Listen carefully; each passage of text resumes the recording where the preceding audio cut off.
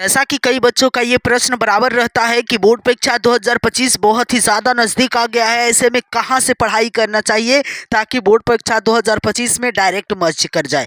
अब बच्चों के लिए सिलेबस बहुत बड़ा बन चुका है और पूरा सिलेबस का तैयारी कर पाना बच्चों से संभव नहीं है। तो इस वीडियो के माध्यम से वही डाउट्स आपको क्लियर होगा।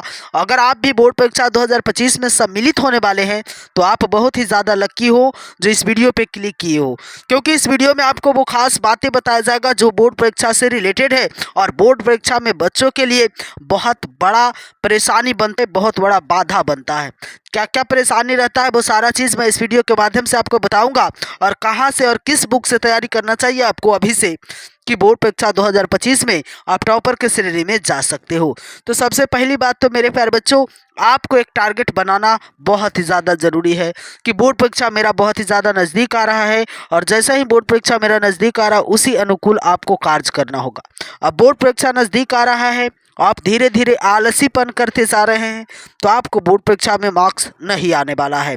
तो सबसे पहली बात मेरे प्यारे बच्चों, बोर्ड परीक्षा में अगर आप भी मार्क्स चाहते हैं और आपको लग रहा है कि मैं कहाँ से पढ़ाई करूँ, तो सबसे पहला बात मैं आपको बता देता हूँ कि अगर कोई बच्चा शुरू से ही मेहनत कर रहा है और उसके बाद वो किसी बुक से या किसी गेस से तैयारी कर रहा है, उसकी तैयारी में आप अगर सिर्फ गेस से तैयारी कर रहे हैं तो दोनों की तैयारी में बहुत ही ज़्यादा अंतर होगा।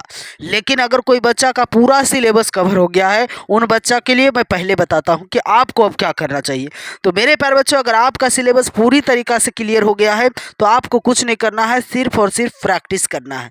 प्रैक्टिस को छोड़ना नहीं है मेरे प्यारे बच्चों। ये नहीं सोचना कि मेरा पूरा क्लियर है, अब मैं प्रैक्टिस नहीं भी करूँगा तो मुझे बहुत ही ज़्यादा फर्क पड़ने वाला नहीं है। तो मेरे प्यारे बच्चों, ऐसे सिचुएशन में आपको फर्क पड़ सकता है अगर आप प्रैक्टिस करना बंद कर दोगे तो आपको प्रैक्टिस करना बंद नहीं करना है मेरे प्यारे बच्चों, आपको प्रैक्टिस बिल्कुल करना है। ऐसे में मेरे प्यारे बच्चों, आप सभी बच्चों को मैं बता दूं कि अगर आप प्रैक्टिस नहीं करोगे तो आपके साथ बहुत बड़ा धोखा हो सकता है और आपका मार्क्स कम सकता है। अब जो बच्चे का सिलेबस ही कवर नहीं है वो बच्चों क्या करेंगे? तो मेरे प्यारे बच्चों, बात आपकी पास का होगा, बात आपके साथ टॉपर का नहीं होगा। टॉपर उन्हीं बच्चों के लिए होता है जो बच्चे फर्स्ट टाइम से ही मेहनत करते हैं और आपने कभी पढ़ा ही नहीं है, तो 2 महीना आपके पास शेष समय है, तो आपके लिए बहुत बड़ा क्रिटिकल चीज़ है।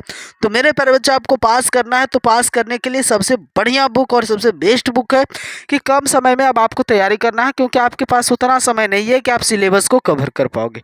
तो सबसे बेस्ट बुक है मेरे प्यारे बच्चों क्वेश्चन बैंक।